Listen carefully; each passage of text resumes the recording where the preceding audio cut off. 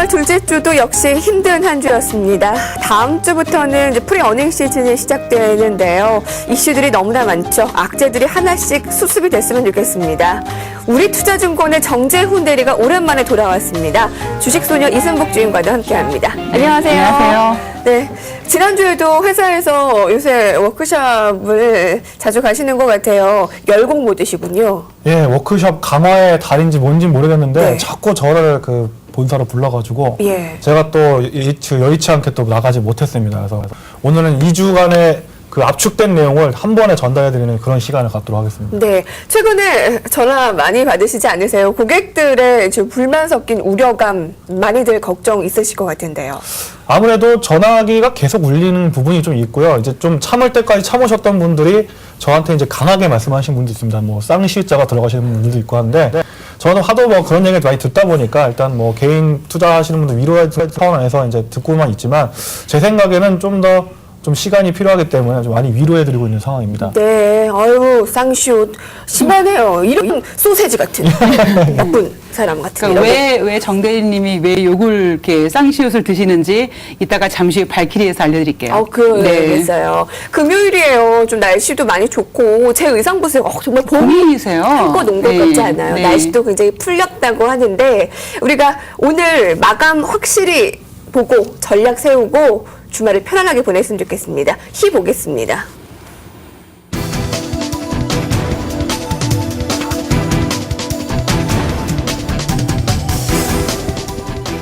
네, 이승복 주임님. 네. 이혜리 밍커님, 나쁜 시나리오가 있고 좋은 시나리오가 있습니다. 어떤 걸 먼저 말씀을 드릴까요? 저는 나쁜 거요. 그죠. 항상 나쁜 걸 먼저 듣게 되죠. 자, 나쁜 시나리오가 있습니다. 계속 지금 주식시장이 어려운데요. 제가 어제 이제 금리 인상 부분에 대해서 옵션 만기 후폭풍이 좀 있겠다라고 해서 말씀을 드려서 장을 좀 부정적으로 봤는데 오늘 관점이 좀 되게 애매했었습니다. 그런데 저 나름대로 시나리오를 한번 정해봤는데요. 자, 분노의 날이 잘 해결이 되질 않아서 1900포인트가 붕괴가 되고 거기에 따라서 외국인들은 계속 매도를 하고 실적도 유가 상승으로 인해서 별로 좋지 않다. 그러면 1900포인트 붕괴 시나리오가 가장 최악의 시나리오죠. 그러니까 나올 수 있는 악재 다 나온 것 같아요. 계속 유가는 계속 상승할 거고 인플레이션 우려가 나올 거면 1900선 붕괴하고 이러한 악재를 모두 이렇게 엑기스로 막 모아가지고 만든 게 배드 시나리오고요. 그럼 이제 좋은 시나리오 뭐냐 하면 오늘 이제 분노의 날이 잘 끝나고 그리고 이제 유럽 회의가 있는데 유럽 회의에서 뭐 여러 가지 뭐 포르투갈에 대한 국채가 10억 유로는 잘 해결이 됐지만 또다시 이제 뭐 다른 스물스물 올라오는 국채 만기도 잘 유럽 회의로 인해서 해결이 나고 그리고 분노의 날도 해결이 나고 그리고 이제 FOMC 다음 주 15일 날 있을 FOMC에서 미국이 우리 아직 배고프다. 아직 경기 기대감 있다라는 이야기로 글로벌 증시에 다시 회복세를 이끌면 그리고 유가도 이제 버락 오바마 대통령이 유가 상승의 안정을 위해서 비축률을 풀겠다 이런 이야기 나오고 하면서 집 나갔던 외국인이 다시 조금씩 발을 담그고 우리가 약간 불안해했던 기업 실적도 의외로 서프라이즈 기업 실적을 내놓으면서 2000포인트를 향해서 다시 재도약할 수 있는 그 시나리오 두 가지의 시나리오가 있습니다. 그런데 오늘 제가 왜 이 시나리오를 들고 나왔냐면요.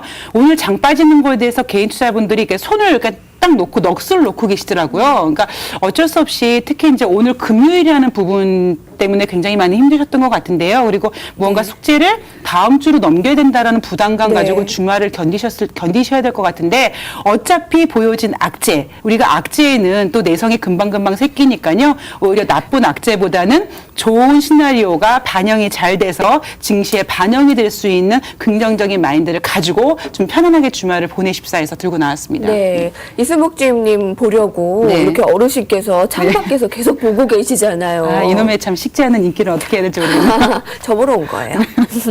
네. 두 가지 시나리오 중에서 어떤 것을 더 우세하게 보는 것이세요? 저는 이승복 주임님께서 다소 보수적으로 의견이 좀 바뀌었다라고 생각이 드는데요. 예, 어제는 사실 금리 제가 생각했던 3월 달에 치러지는 금리 동결을 많이 예상을 했었던 부분이요. 그랬으면 좋겠다라고 의견 주셨잖아요. 예, 그런데 금리 인상한 부분 그리고 이게 무언가 경기에 대한 확장을 잡는 게 아니라 자꾸 계속 이야기 나오는 이 빚에 대한 부채 문제를 해결하지 않고 자꾸 떠넘기는 문제가 있어서 이게 안 좋게 봤는데요.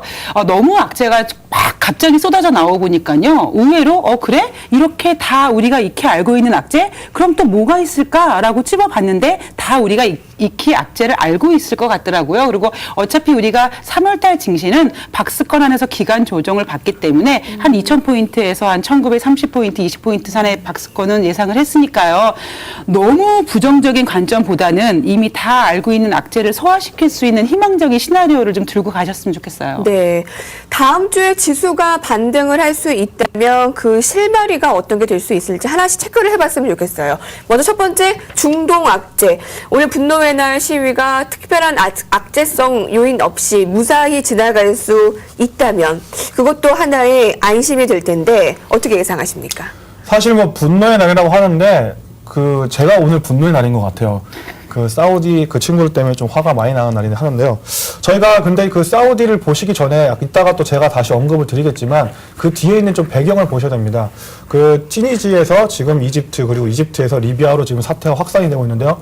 저희가 이슬람 그 국가들 뒤에 보시면 이제 이슬람 국가들로 번질 수 있는 그런 상황이 되고 있는데 제일 중요한 점은 바레인이라는 국가입니다. 여러분들 바레인이라는 국가 그거 뭐 축구하고 뭐 이런 국가 정도밖에 생각 안 하시는데요. 바레인에 있는 그 이슬람교도의 종파가 지금 서로 갈등을 하고 있는데요. 그 대표적인 게 수니파와 시아파, 그러니까 기독교로 따지면 뭐 가톨릭교와 기독교의 싸움이 될 수 있겠다 이렇게 볼 수가 있겠지만 그 소수의 수니파 30%가 시아파 70%를 지배하고 있습니다. 근데 이게 문제된 점이 뭐냐면요. 사우디아라비아는 그 수니파가 바로 시아파를 지배하고 있어요. 똑같은 경제 구조인데, 똑같은 지배 구조인데, 만약 바레인에서 소요 사태가 커지게 되면 이 피지배 계층의 70% 시아파가 전복 사태를 일으킨다. 그러면 사우디까지 이게 번질 수가 있는 겁니다. 그래서 이 분노의 날 행사를 자세히 보시면 소수 계층인 그 이슬람 정부의 시아파가 지금 그 민중 선동을 일으키고 있는 상황인데 아까 말씀드렸듯이 바레인에 좀 큰 일이 벌어지게 되면 사우디아라비아까지 번지게 되는 이런 종파 간의 분쟁 또 이것이 이란까지 번질 수가 있기 때문에 이 부분에 대해서 저희가 한번 생각을 좀 해봐야 될 것 같습니다. 네. 분노의 날에 우리가 더 분노하게 생겼어요. 네. 지금 좀 더 이어서 자세한 얘기는 노에서 이어가겠습니다.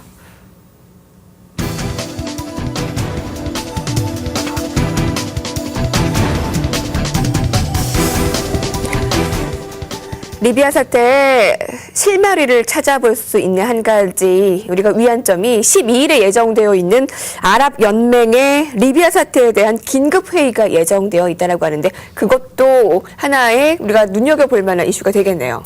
그러니까 저는 좀 크게 말씀을 드리고 싶어요. 네. 계속 거시적인 관점에서 말씀드리면 저희가 어떤 문제가 생기잖아요. 그럼 처음엔 대처를 못합니다. 그러나서 거기 가서 이제 위기가 오게 되는데 똑같은 일이 또 생기게 되면 저희가 미리 대처를 하고 있어요. 저 같은 경우는 이제 대학 갈 때 삼수를 했는데 재수 때까지 대처하는 데서 삼수를 바로 했는데요. 그 후엔 대처하니까 그래도 좋은 결과가 나왔었거든요.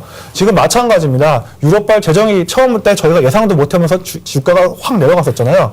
하지만 유럽 공동자원 기금을 만들었고 다시 제자리로 왔습니다. 또 크게 보시면 서브프라임 위기도 마찬가지입니다. 경기가 꺾이면서 크게 내려왔지만 미국이 양적 완화의 카드를 내면서 대처를 하면서 다시 올랐습니다. 지금 말씀드리고 싶은 건 중동 국가가 지금 어려운 상황을 맞고 있지만 GCC라고 불리는 걸프 연합 국가들이 지금 리비아 사태에서 아까 말씀드린 바레인이나 다른 쪽으로 퍼지지 않기 위해서 경제 원조를 하기 위해서 지금 만나고 있다는 부분인데요. 이렇게 아까 예전에 이제 두바이 같은 경우도 리스크가 있었을 때 UAE가 구조를 해주면서 다시 제자리에 갔었죠.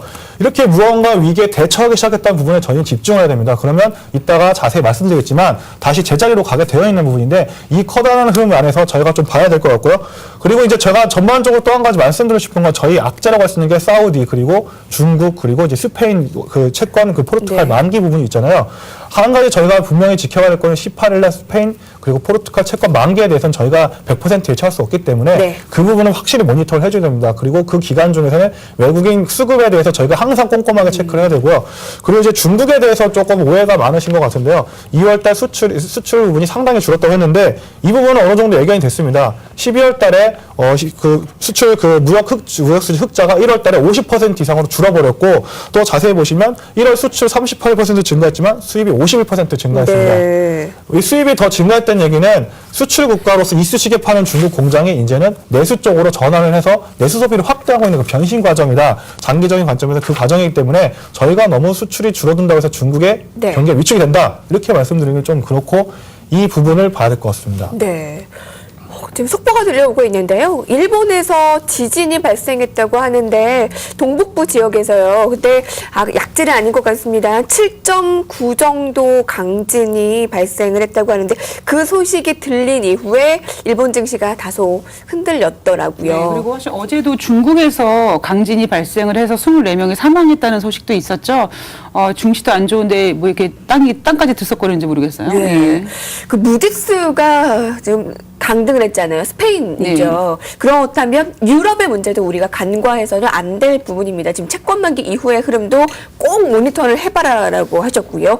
유럽 문제에 대해서는 전문가들이 어떻게 얘기를 하고 있습니까? 이승복 주임의 의견까지 합쳐해보세요. 네, 포르투갈 이번에 국채 만기하면서 이렇게 완만하게 했는데 문제는 이제 계속 좀 도래할 국채 만기를 예전에 미국 증시도 굉장히 좋았고 중국 증시도 막 좋았을 때는 이제 잘 해결이 될 거라 그랬는데 지금 중국도 좀 불안불안하고 미국도 불안불안하다 보니까 과연 이거를 누가 책임질까, 과연 잘 해결될까라고 해서 굉장히 의문심과 걱정이 우려가 되고 있는데요. 자꾸 계속 이제 도래할 국채 만기에 대해서는 지금 우리가 걱정한 부분이 바로 중동 부분인데 여기에 이제 하나 플러스 더 돼서 네. 유럽발까지 플러스가 됐는데요. 제 개인적인 생각은 그렇습니다. 완만하게 일단 해결은 볼 거라고 생각이 듭니다. 왜냐하면 어쩔 수 없이 물론 상처가 났는데 이거를 그냥 낳기 위해서 막 이렇게 막 뭔가를 조치를 하는 것보다 썩어서 굶어서 터지는 게 가장 뭐 좋은 해결책이겠죠. 그러나 증시에서는 그러기 위해서 너무나 시간이 많이 걸리니까 미국 같은 경우는 지금 돈을 푸는 걸로 인해서 이걸 뭐 완만하게 풀자는 부분인데 지금은 일단 우리한테는 어떻게든지 상처를 좀 가리고 빨리 고통을 좀 덜 할 수 있는 치유법이 필요하기 때문에 어떻게 해서든지 긍정적인 관점에서는 유지를 해야 될 것 같아요. 아까 배드 시나리오를 얘기해 주셨는데 네. 한 가지가 더 있어요. 오늘 중국에서 물가지수 나왔잖아요. CPI가 예상보다 조금 더 높게 나와서 혹시 주말에 중국이 긴축 정책을 한 번 더 하지 않을까? 그럼 월요일에 굉장히 충격이겠죠. 그 시나리오는요? 물론 이제 긴축 정책에 대해서 장 막판에 그 뉴스가 나왔었는데요. 이따가 제가 또 그 코너를 통해서 자세히 말씀을 드리겠지만 그 양회 내용을 좀 보셔야 됩니다. 일단 그 긴축에 대한 부분은 저희가 계속해서 시행을 하고 있기 때문에 어느 정도 예측하는 분면이 있는데 지금 이제 그 자스민 혁명 관련해서 민심을 동요시키기 위해서 지금 중국 공산당이 내수 정책을 강력하게 드라이브를 걸고 있습니다. 따라서 일단 그 시장에 어느 정도 오늘 지수에 마지막에 좀 반영이 됐다고 생각이 들고요. 네. 그거보다 중요한 점은 저희가 1950선을 지금 방어를 했다는 점인데요. 지금 바운딩이 2번 정도 나오면서 방어에 성공을 했는데 미국 시장이 그 금요일날 급락만 하지 않으면 네. 좀 기술적으로는 좀 바닥권에 있지 않나 그렇게 좀 보고 있습니다. 네. 애로 이어 나가겠습니다. 업종과 종목별로 좀 더 구체적으로 보죠.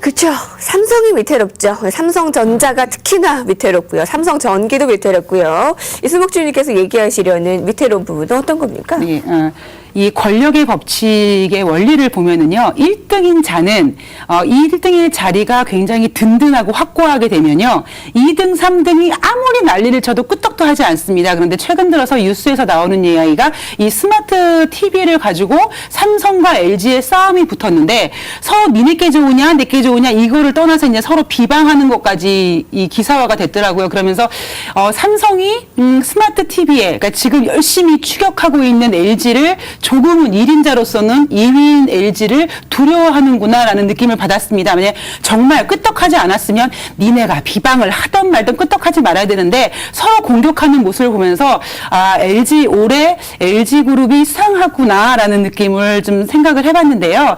여기에 대해서 올해 LG에 대한 재평가를 한번 기대를 해보겠습니다. 그래서 하반기를 봤을 때 물론 지금 뭐 반도체 이런 부분이라든가 휴대폰 부분인데 이번에 삼성전자가 사실 무너진 이유가 이 갤럭시 탭에 대한 재고 물량이 첫 번째 발목을 잡았던 부분인데요. 거기에 대해서 이 LG전자가 지금 각종 TV 광고에도 스마트 TV를 지금 과감하게 광고를 하고 있는데요. 이러한 부분에 있어서 혹시 삼성이 스몰 LG한테 점유율을 뺏길 수도 있다라는 그런 지금 시기가 온 것 같습니다. 그런데 제가 어제 이혜리 앵커님한테 종목을 하나 드리고 싶은데요. 시간이 없어서 못 드렸습니다라고 했는데 오늘 그 종목이 많이 올라가지고 제가 깜짝 놀랐는데요. 종목은 액트였습니다.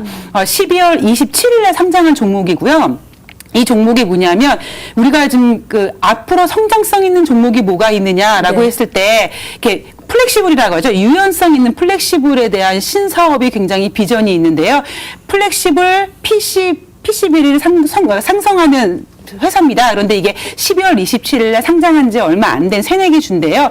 여기에 대한 이 기업 경영진을 보면요. LG 디스플레이 경영진과 굉장히 이 연관이 많이 되어 있습니다. 그런데 요즘 이 레포트를 많이 보면요. 뭐 기업의 수직 계열화 이야기가 많이 나오고 있는데, 자, LG가 대평가된다 그러면 이 플렉시블이 앞으로 성장성 있는 부분이다 그랬을 때는 LG 그룹의 수직 계열화의 그 라인에 설 수 있는, 일명 이제 뭐 U라인, 강라인 하는 것처럼 LG 라인에 쓸 수 있는 이 액트 종목을 잘 지켜보시면 좋을 것 같아요. 네. 오늘 떨어졌는데요. 네, 오늘 장중에 많이 올랐었고요. 네. 오늘 사실 종가 떨어지는 거 보고요. 네. 정말 다행이다 생각했습니다. LG의 재평가 부분을 좀 이슈로 두고 있는 거죠. 네. 그래서 그와 관련한 액트라든 종목을 꼽아주신 거고요. 네, 그리고 액트 같은 경우에는 LG의 계열화도 중요하지만 일단은 이 플렉시블에 대한 기술력이 우리나라에 아직까지는 굉장히 지금 신성장서 부분이고요. 네. 이 부채, 그러니까 지금 제가 종목을 선정할 때는 부채가 없는 기업. 그래서 제가 예전에 말씀드렸던 강원랜드 같은 경우는 부채가 제로잖아요. 그러니까 강원랜드 같은 종목, 그리고 하이닉스도 올해 안에 부채 비율을 100% 아래로 떨어뜨리겠다라고 해서 이자 금리 상승으로 인해서, 그리고 앞으로 추가 금리 상승이 좀 걱정이 되신다 그러면 기업 자체 내에서도 오히려 무언가 이렇게 뭐라 그럴까요? 기업이 부채가 없는 기업으로 좀 집중을 하셔야 될 것 같아요. 네. 나오네요. 주식소녀 관심주, 액트. 네. 네. 관심 가져보고요. 액트는 아니잖아요. 네, 액트입니다. 네. 네. 그 주방용품 아니잖아요. 지금 속보가 들려오고 있는데요. 일본에서 지진 소식이 생각보다 조금 더 큰 것 같네요. 이렇게 되면 우리가 내일이 오히려 주식시장이 안 열리는 게 다행일 수도 있는 것 네. 같습니다. 이렇게 중동에 유럽에 이제는 일본까지 이렇게 악재가 겹치는데 어떻게 보세요? 뭐 월요일까지는 좀 더 지켜봐야 되겠죠. 뭐 일단 그 옛날 고베 대지진 났을 때 네. 그 선물이나 옵션이 폭락하는 바람에 또 네. 이제 손해를 보신 분들 많았었는데요. 일단 말씀하신 대로 장중에 그렇지 않았다는 게 그나마 다행이죠. 조금 다행입니다. 예. 그 또 선물 포지션 가지고 계셨는 분도 있었으면 큰 폭에 좀 하셨을 텐데 중요한 거는 지금 그 일본 시장이 지금 저희가 이제 악재가 한 번에 다 나오고 있잖아요. 그 제일 싫었던 게 뭐냐면 제가 학교 다닐 때 숙제를 많이 안 했었는데 그걸 하루하루 불러서 때리신 분이 있고 안 한 걸 한 번에 검사해서 한 번에 때리신 분이 있었습니다. 나중에 후자가 훨씬 더 심리적으로 좋더라고요. 그래서 이왕 패는 거 확실하게 다 패버리고 네. 다음 주에 호재 걷고 갔으면 좋겠습니다. 예. 비유가 참 적절하네요. 예. 락 보겠습니다.